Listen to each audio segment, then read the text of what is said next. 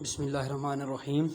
आज हमारा टॉपिक हम जो पढ़ने जा रहे हैं वो है राइबो न्यूक्लिक एसिड्स आरएनए पढ़ेंगे हम, और इसके बाद हम अपना जो है वो भी पढ़ेंगे कंजुगेटेड मालिक्यूल्स। और आज हम बायो मालिक्यूल्स के इस लेक्चर्स को हम ख़त्म करेंगे पीटीबी से भी और एफटीबी से भी, दोनों बोर्ड से इकट्ठा हमारे पास आज ये चैप्टर ख़त्म होने जा रहा है। और आरएनए की बात करते हैं तो डीएनए जो है ये भी आरएनए न्यूक्लियोटाइड पर मुश्तमिल होता है, और इसमें बेसिस क्या होती हैं, थायमीन की जगह पे बाकी यूरासिल होती है, और बाकी डिफरेंस इसका क्या है, ये सिंगल स्ट्रैंडेड होता है, और इसमें क्या होता है, यूरासिल होती है थायमीन की जगह पे। और इसका में क्या होती है कि राइबोज शुगर होती है, डीएनए में डीऑक्सी राइबोज शुगर होती है, तो इसमें राइबोज शुगर होती है, तो ये सिंगल स्ट्रैंडेड होता है और अपने ऊपर ये जो may be fold back on it self, और अपने ऊपर ये फोल्डिंग करके थोड़ी बहुत जहाँ पे इसकी वो फोल्डिंग उनके रिकम्बिनेशंस होती है, जहाँ पे उसके बेसिस रिकम्बिनेंट बेसिस होती हैं, वहाँ पे ये फोल्डिंग कर भी लेता है। जैसे हमारे पास ट्रांसफ़र आरएनए मॉलिक्यूल है, तो उसकी वो जो इस तरह की वो लूप्स बनाता है, 2-3 लूप्स बनाता है, और उसके दौरान इधर वो क्या होती है, उनकी पेयरिंग हो जाती है और फोल्डिंग हो जाती है इसके ऊपर, तो ये फोल्ड कर सकता है अपने ऊपर इस तरह। तो इस तरह डबल हेलिकल करैक्टरिस्टिक इसमें आ जाते हैं। तो नाइट्रोजीनियस बेसिस हम डिस्कस कर सकें कि यूरासिल होती है, बाकी सारा वो उस तरह। और ये आरएनए जो है ना डीएनए से बनता है, डीएनए से सारे आरएनए बनते हैं, राइबोसोमल आरएनए, ट्रांसफ़र आरएनए और मैसेंजर आरएनए डीएनए से बनते हैं। तो इस प्रोसेस को हम क्या कहते हैं, सेंट्रल डॉग्मा का पहला प्रोसेस, इसको हम ट्रांसक्रिप्शन कहते हैं, ट्रांसक्रिप्शंस। तो ये सारे के सारे आरएनए जो है वो क्या ट्रांसक्रिप्शन के ज़रिए से ही बनते हैं। और टाइप्स ऑफ आरएनए की बात करें तो 3 बेसिकली इसकी टाइप्स हैं, मैसेंजर आरएनए, राइबोसोमल आरएनए और transfer RNA. Ribosomal RNA, messenger RNA और ये हमारे पास एक transfer RNA.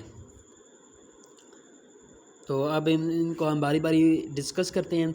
All these RNA की अगर बात करें, सिंथेसाइज फ्रॉम डीएनए न्यूक्लियस में ही ये बनते हैं, क्योंकि ट्रांसक्रिप्शन से ही सारे के सारे बनते हैं। और डीएनए हमारे पास कहाँ पाया जाता है, क्रोमोसोम के ऊपर, क्रोमोसोम्स न्यूक्लियस के अंदर पाया जाता है। और जो कभी कभी हमारे पास कहाँ पाया जाता है, माइटोकॉन्ड्रिया में, लेकिन वो क्या होता है, प्रोकैरियोट्स के जैसा होता है, सिंगल सर्कुलर होता है। और राइबोस और हमारे पास वो कहाँ पाया जाता है, क्लोरोप्लास्ट में भी। लेकिन हमारे डिस्कशन में वो शामिल नहीं है डीएनए, तो इसलिए हमने नहीं डिस्कस करना। न्यूक्लियस से बनता है और फिर बाद में ये कहाँ जाते हैं, साइटोप्लाज्म के अंदर अपने फंक्शन परफॉर्म करने के लिए। अब इसकी भी बात कर रहे हैं, ये कहाँ पाया जाता है, मतलब न्यूक्लियस में तो पाया जाता है, मतलब जहाँ डीएनए पाया जाता है वहाँ से ट्रांसक्रिप्शन जब होगी तो वहाँ से आरएनए भी बनेगा। और ये न्यूक्लियोलस में भी राइबोसोमल आरएनए पाया जाता है। और इसके अलावा हमारे पास राइबोसोम का भी हिस्सा होता है, messenger RNA, ribosomal RNA sorry. तो इस तरह ये साइटोसोल में भी पाया जाता है, जब साइटोप्लाज्म में आता है न्यूक्लियस से बन के। तो इस तरह मैसेंजर आरएनए की अब हम बात करते हैं। मैसेंजर आरएनए क्या होता है, ट्रांसमिशन मैसेज लेके आता है प्रोटीन की सिंथेसिस के लिए न्यूक्लियस से साइटोप्लाज्म के अंदर, और वेरिएबल लेंथ होती है इसकी, और डिपेंड करता है इसका कि प्रोटीन जो बना रहा है उसकी अमाइनो एसिड की तादाद कितनी है। और आमतौर पर न्यूक्लियोटाइड जो है, 3 न्यूक्लियोटाइड जो है कोड कर रहे होते हैं एक अमाइनो एसिड को। एक अमाइनो एसिड के लिए हमारे पास 3 जो है वो कितने चाहिए होते हैं, 3 न्यूक्लियोटाइड बेसिस का कोडान, न्यूक्लियोटाइड कोडान चाहिए होता है। तो as it takes the genetic message from the nucleus to the ribosomes,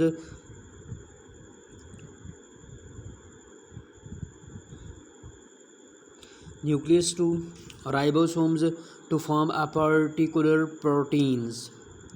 messenger RNA carries the genetic information from DNA to ribosomes, मतलब डीएनए से जो बननी होती है प्रोटीन उसकी इन्फॉर्मेशन पहले मैसेंजर आरएनए बनता है डीएनए से, फिर हमारे पास राइबोसोम बनती है, मतलब उसकी इन्फॉर्मेशन आगे राइबोसोम की तरफ ले जाता है ताकि हमारे पास प्रोटीन बने। When amino acids are arranged according to information in the messenger RNA to form specific proteins, और राइबोसोम तक जब इनकी इन्फॉर्मेशन जाएगी तो अमीनो एसिड्स अरेंज होंगे और प्रोटीन बनाएंगे। तो सिंगल स्ट्रैंड पर मुश्तमिल होता है, वेरिएबल लेंथ होती है, और लेंथ किस पे डिपेंड करती है, जीन्स का साइज़ कितना है, जो जीन्स कोड कर रही है, जिस जीन से हमारे पास प्रोटीन बननी है उस जीन के साइज़ पर भी इसका साइज़ जो है वो डिपेंड करता है, और प्रोटीन पर भी डिपेंड करता है, as well as protein for which stage taking message, मतलब जीन्स पर भी डिपेंड करेगा ये इसकी साइज़ और लेंथ और मैसेंजर आरएनए की, और हमारे पास प्रोटीन पर भी डिपेंड करेगा। तो ये MCQs भी बन सकता है, और its length depend upon the gene as well as protein. For example for the protein molecule of 100,000 amino acid, अगर 1000 अमीनो एसिड की प्रोटीन है तो उसके लिए हमारे पास न्यूक्लियोटाइड में से कितने होने चाहिए, 3000, will have the length of 3000 nucleotide. जैसे एक के लिए हमें 3 की ज़रूरत होती है। मैसेंजर आरएनए की परसेंटेज जो टोटल आरएनए सेल में होता है, टोटल आरएनए सेल पीछे हमने पढ़ा है कि आरएनए की परसेंटेज 1.1 होती है मेमेलियन सेल में, और उधर उसमें से कितनी परसेंटेज में मैसेंजर आरएनए पाया जाता है, सिर्फ 3 to 4%। और ये अगर इसमें लेंथ की बात करें तो ये लेंथ में सबसे छोटा नहीं होता, लेकिन परसेंटेज में ये सबसे कम पाया जाता है, और इंटरमीडिएट होती है इसकी लेंथ। सबसे ज़्यादा लंबा हमारे पास ट्रांसफ़र आरएनए, सबसे छोटा हमारे पास राइबोसोमल आरएनए होता है, और इसकी वेरिएबल लेंथ होती है, डिपेंड करती है हमारे पास जीन्स और प्रोटीन पे। ट्रांसफ़र आरएनए क्या है, it consist of about 10 to 20% of RNA, 10 से 20% आरएनए होता है, और इसका बहुत छोटा होता है ट्रांसफ़र आरएनए मॉलिक्यूल्स, और इसकी लेंथ कितनी होती है, 75 to 90 न्यूक्लियोटाइड्स बस होती है इसकी लेंथ। और इसका काम क्या है, ट्रांसफ़र करना, अमीनो एसिड्स को ट्रांसफ़र करता है साइड पे, और उसकी मैसेंजर आरएनए पे और राइबोसोम की सरफेस पे, जहाँ पे क्या होता है आगे वो प्रोटीन बनती हैं अरेंज होके, उसके मुताबिक मैसेंजर आरएनए पे जो इन्फॉर्मेशन होती है उसके मुताबिक transfer amino acid molecules to the site where the peptide chains are being synthesized, there is the one specific transfer RNA for each amino acid. मतलब हर ट्रांसफ़र आ रहा है अमीनो एसिड के लिए, जो अमीनो एसिड होते हैं 20 किस्म के प्रोटीन में, उसमें से हर अमीनो एसिड के लिए हमारे पास कितना है, एक ट्रांसफ़र आरएनए ज़रूर होता है। तो इसलिए एक सेल में हमारे पास कम से कम 20 काइंड के जो है ट्रांसफ़र आरएनए मॉलिक्यूल्स होने ज़रूरी होते हैं।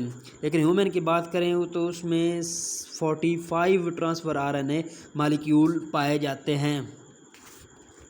तो आगे और जगह पर जाएँ, ट्रांसफ़र आरएनए मॉलिक्यूल्स इसका काम क्या है, अमीनो एसिड्स को पिक करता है एंड ट्रांसफ़र करता है राइबोसोम पे, where they are linked to each other form proteins. अब राइबोसोमल आरएनए की बात करते हैं, जो सबसे ज़्यादा भी पाया जाता है और सबसे इसकी लेंथ भी ज़्यादा होती है, लॉन्गेस्ट भी होता है। It is the major portion of RNA in cell, major portion पाया जाता है 80%, और उसमें इसमें से आधी प्रोटीन के साथ ये अटैच होता है। 40 to 50% जो है ना प्रोटीन इसमें पाई जाती है, तो स्ट्रॉन्गली प्रोटीन के साथ एसोसिएट करता है, और it is present, it is act as the machine, और मतलब राइबोसोम में प्रोटीन और आरएनए, राइबोसोमल आरएनए राइबोसोम में पाया जाता है, और वहाँ प्रोटीन की और इसकी रेशो कितनी होती है, 50-50, और रेशो 50-50 होगी, मतलब 1:1 रेशो होगी इसकी आरएनए। अगर ऐसे हम बात करें कि राइबोसोम के अंदर प्रोटीन और आरएनए की रेशो क्या है, तो वो क्या हो जाती है हमारे पास 1:1। तो ये मशीनरी होती है सिंथेसाइज करने के लिए हमारे पास proteins on the surface of the ribosome, messenger RNA and transfer RNA हमारे पास क्या करते हैं, इंटरेक्ट करते हैं। मतलब मैसेंजर आरएनए पे हमारे पास क्या होते हैं, कोडान्स, और ट्रांसफ़र आरएनए पे अमीनो एसिड होता है, और नीचे एंटी कोडान होता है, और वो ऊपर मैसेंजर आरएनए के साथ क्या होता है, अटैच होता है। मैसेंजर आरएनए जो है ना राइबोसोम के साथ स्मॉल और लार्ज राइबोसोमल सब यूनिट के साथ अटैच होता है। तो ये ट्रांसफ़र आरएनए मॉलिक्यूल इधर अपनी ट्रांसफ़र करता है आरएनए, और एंटीकोडॉन उसके साथ अटैच होता है, और इसके ऊपर जो अमीनो एसिड होते हैं वो आगे ई साइड पे चले जाते हैं, तो वहाँ से उतर जाते हैं। पी साइड पे पेप्टाइड बांड जहाँ पे आती है वहाँ पे पेप्टाइड बांड इधर बनते जाते हैं बहुत बड़े, और ए साइड पे ये एंटर होता है, ए से पी साइड से ई साइड में चला जाता है। ई साइड में जब जाता है ट्रांसफ़र आरएनए तो उससे अमीनो एसिड उतर जाता है, और पॉलीपेप्टाइड चेन जो है इस तरह लंबी होती जाती है, और जब तक स्टॉप कोडॉन नहीं आ जाता। इस तरह ये इनकी प्रोटीन की सिंथेसिस होती है। आगे हमारे पास कॉन्जुगेटेड मॉलिक्यूल आ जाते हैं। कॉन्जुगेटेड मॉलिक्यूल्स की क्या डिफरेंट ऑर्गेनिक कैटेगरी के मॉलिक्यूल्स आपस में कंबाइन करते हैं। प्रोटीन कार्बोहाइड्रेट के साथ कंबाइन करेंगे, लिपिड के साथ कंबाइन करेंगे, ग्लाइकोप्रोटीन्स और लिपोप्रोटीन्स, या जो कार्बोहाइड्रेट लिपिड के साथ अटैच करेंगे तो ग्लाइकोलिपिड बनाएंगे। तो मोस्ट सेलुलर सेक्रेशन की बात करें हमारे पास, तो वो क्या होते हैं, ग्लाइकोप्रोटीन्स होते हैं। ग्लाइकोप्रोटीन्स सेलुलर सेक्रेशन में भी होती हैं, और हमारे पास सेल में पाई जाती हैं, एंटीजेंस में भी पाई जाती हैं, ब्लड ग्रुप एंटीजेंस में भी, और काफ़ी हमारे पास ये रोल प्ले करती हैं। आगे ग्लाइकोप्रोटीन्स एंड ग्लाइकोलिपिड्स, और ग्लाइकोलिपिड्स जब हमारे पास कार्बोहाइड्रेट लिपिड के साथ अटैच होते हैं तो ये हमारे पास माइलिन शीट वगैरह में ये ग्लाइकोलिपिड वगैरह पाए जाते हैं, नर्व फाइबर वगैरह में पाए जाते हैं, क्लोरोफिल वगैरह में पाए जाते हैं। तो ये क्या है, स्ट्रक्चरल कंपोनेंट भी बनाते हैं प्लाज्मा मेम्ब्रेन का। और लिपोप्रोटीन्स ग्लाइकोलिपिड हमारे पास क्या होते हैं, वैसे ग्लाइकोलिपिड कम्प्लेक्स लिपिड होते हैं और शॉर्ट चेन ऑफ कार्बोहाइड्रेट पर मुश्तमिल होता है। लिपोप्रोटीन हमारे पास फास्फोलिपिड और उस पर मुश्तमिल होता है, हमारे पास प्रोटीन पर मुश्तमिल होता है, और कई किस्म के भी फंक्शन परफॉर्म करता है। मैसेंजर हमारे पास क्लोरोफिल में पाया जाता है, और माइटोकॉन्ड्रिया वगैरह में पाया जाता है, और ये लिपिड और प्रोटीन पर मुश्तमिल होता है। Basic structure framework of all type of membrane in the cell, और ये स्ट्रक्चर बनाता है लिपोप्रोटीन्स। हमारे पास वो जो प्लाज्मा मेम्ब्रेन होती है वो भी लिपोप्रोटीन होती है, लिपिड और प्रोटीन पर मुश्तमिल होती है, और ये लिपोप्रोटीन फास्फोलिपिड से मिलकर बनते हैं, तो फास्फोलिपिड और प्रोटीन पर मुश्तमिल होती है। ज़्यादातर ये मेम्ब्रेन का स्ट्रक्चर बनाता है। न्यूक्लिक एसिड्स जब प्रोटीन के साथ मिलते हैं, उनके साथ अफिनिटी रखते हैं, तो क्या बनाते हैं, न्यूक्लियोप्रोटीन्स। न्यूक्लियोप्रोटीन्स जो है क्रोमोसोम में पाई जाती हैं, राइबोसोम में भी पाई जाती हैं। तो दे आर नॉट स्ट्रक्चरल भी रोल प्ले करती हैं और फंक्शनल भी रोल प्ले करती हैं, और जीन एक्सप्रेशन में भी हिस्सा लेती हैं न्यूक्लियोप्रोटीन्स।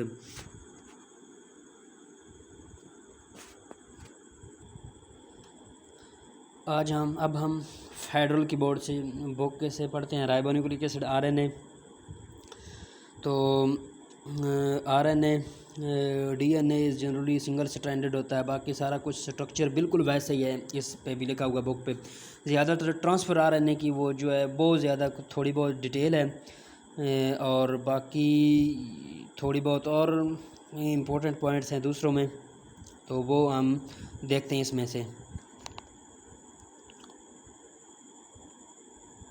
तो मैसेंजर आरएनए के वही काम है, वेरिएबल लेंथ पर मुश्तमिल होती है। 300 न्यूक्लियोटाइड के लिए न्यूक्लियोटाइड 100 अमीनो एसिड के लिए 300 न्यूक्लियोटाइड, क्योंकि एक के लिए हमारे पास 3 होता है, 3 से 4% वही सेम वही चीज़ है। राइबोसोमल आरएनए भी सेम वही चीज़ है। It is eventually become part of the ribosomes, क्योंकि राइबोसोम का हिस्सा होता है इसलिए इसको राइबोसोमल आरएनए कहते हैं। Ribosomal RNA is packed with variety of protein into ribosomal RNA. Ribosomal सब यूनिट राइबोसोम में प्रोटीन भी पाई जाती हैं, और इसके साथ ये अटैच होता है, वही बिल्कुल सेम टू सेम 80% पाया जाता है, और यहाँ पे प्रोटीन बनती हैं। ट्रांसफ़र आरएनए की बात करें तो ट्रांसफ़र आरएनए का स्ट्रक्चर थोड़ा इधर कम्प्लेक्स दिखाया गया है। इसकी स्ट्रक्चर को आप देखते हैं तो इसकी हमारे पास 3 लूप्स पाई जाती हैं ट्रांसफ़र आरएनए की, डी लूप, थीटा लूप और एंटीकोडॉन वाली लूप्स।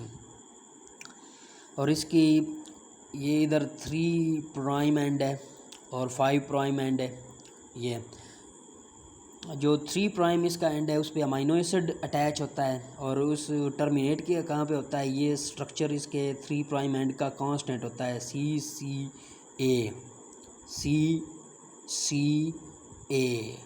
इसका स्ट्रक्चर ये क्या होता है, अमाइनो एसिड वाली सतह पे ये कांस्टेंट होता है। और 5 एंड पे हमारे पास गुआनिन होती है CCA। इधर देखो ये 5 एंड वाली जगह पे ये क्या हमारे पास गवानीन अटैच है 5 प्राइम वाली जगह पे, और ये इधर कम ये फोल्ड बैक हो गया है अमाइनो। ये सबसे छोटा हमारे पास RNA में पाया जाता है, पीछे हम पढ़ चुके हैं। और ये हमारे पास क्या है, फोल्डिंग बैक हो गई है। और कंप्लीमेंट्री स्ट्रैंड, कंप्लीमेंट्री बेसिस इधर के इस जगह पे क्या होती हैं, एक दूसरे के सामने आ जाती हैं।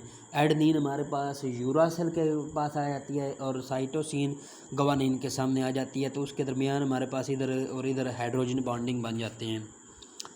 अब हम इनके लूप्स के बारे में देखते हैं। डी लूप सबसे पहले बात करते हैं। डी लूप्स क्या करती है, एंजाइम एक्टिवेटेड एंजाइम्स को क्या करती है, वो रिकॉग्नाइज करने में मदद करती है। एंटीकोडान पे हमारे पास क्या होते हैं, एंटीकोडान जो के कोडान के बिल्कुल कोडान के साथ अटैच होते हैं। मैसेंजर RNA पे कोडान होते हैं, तो ट्रांसफ़र RNA पे हमारे पास क्या होते हैं, एंटीकोडान होते हैं। और इस दर तकरीबन 7 वो होते हैं न्यूक्लियोटाइड्स, उसमें से 3 क्या होते हैं, कोडान्स और बीच वाले, और इनके साइडों पे 2 और होते हैं कोडान्स न्यूक्लियोटाइड्स। और थीटा लूप हमारे पास ये ट्रांसफ़र RNA मालिक्यूल्स राइबोसोम के साथ जहाँ पे अटैच होता है ना, वो वाली जगह जिसके ज़रिए से राइबोसोम के साथ ये अटैच होता है और प्रोटीन सिंथेसिस बनाने में मदद करता है, तो वो। बाकी नंबर ऑफ़ अमाइनो एसिड 20 होते हैं, ह्यूमन में 20 45 बिल्कुल भाई। अब इसका स्ट्रक्चर इम्पोर्टेंट था, और अब तक there 60 transfer RNA molecules have been identified. तकरीबन 60 ट्रांसफर RNA मालिक्यूल अब तक क्या है, आइडेंटिफाइड हो चुके हैं। लेकिन ह्यूमन में ये कितने हैं, 45।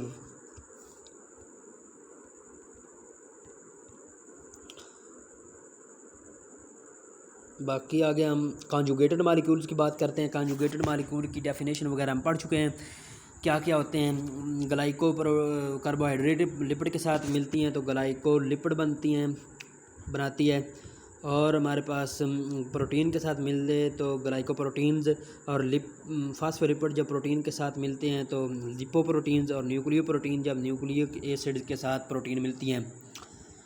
अब हम इनका देखते हैं कि कहाँ कहाँ पे पाई जाती हैं। ये इम्पोर्टेंट पॉइंट इधर हैं कि कहाँ कहाँ पे ये क्या है पाई जाती हैं ग्लाइकोलिपिड्स, जो कि पंजाब की टेक्स्ट बुक मोड में इतना ख़ास डिटेल के साथ नहीं लिखा हुआ। तो ये ग्लाइकोलिपिड्स की बात करते हैं। सबसे पहले तो ये वाइट मैटर ऑफ ब्रेन्स, ये ग्रे मैटर होता है हमारे पास जो उसका स्पाइनल कॉर्ड में, और सेंट्रल ग्रे मैटर होता है, और बाहर में वाइट मैटर होता है जिसमें माइलिनेटेड एक्सान होते हैं। तो वाइट मैटर ऑफ ब्रेन में पाया जाता है, और वाइट मैटर में माइलिनेटेड एक्सान होते हैं तो ये माइलन शीथ में भी पाया जाता है। 2 इम्पोर्टेंट पॉइंट होंगे, वाइट मैटर और नर्व फाइबर में पाया जाता है, और क्लोरोप्लास्ट मालिक्यूल्स में पाया जाता है ग्लाइकोलिपिड्स।